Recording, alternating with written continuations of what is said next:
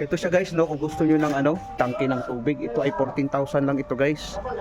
Yung dinidemo ko guys regarding sa electrical control, katulad ng mga floatless relay, gamit na gamit itong tangke na ito guys. Ito ang maganda, lagyan ng control yung floatless relay at saka yung float switch. Magandang klase itong ganitong tangke na lagyan ng ganong device para sa ating tubig, sa ating tangke ng tubig.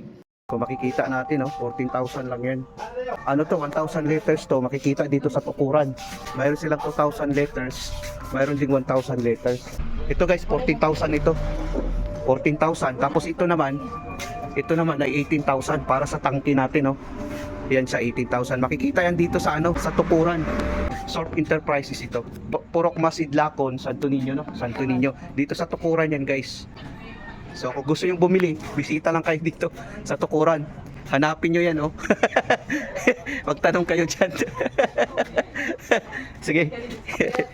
Ito maganda to guys, magamit to sa mga floatless relay.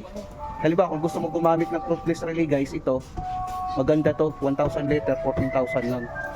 Ito naman 1,000 liter, kung makikita natin marami yan. Ito naman 18,000 na ito, 2,000 liters ito. Ito maganda to guys sa tangke, tapos gawan mo ng floatless relay sa electrical control. Pwede rin ito guys kung makikita natin. Dito sa tukuran guys, mura lang ito. 14,000 lang ang 1,000 liters.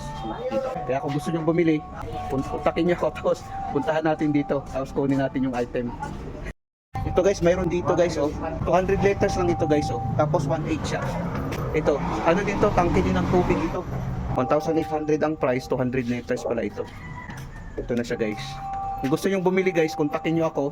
Puntahan natin dito. Andito to sa tukuran. Kung makikita natin guys, yun yung nila, Sorb Enterprises pala yan. Sa Sorb Enterprises yan.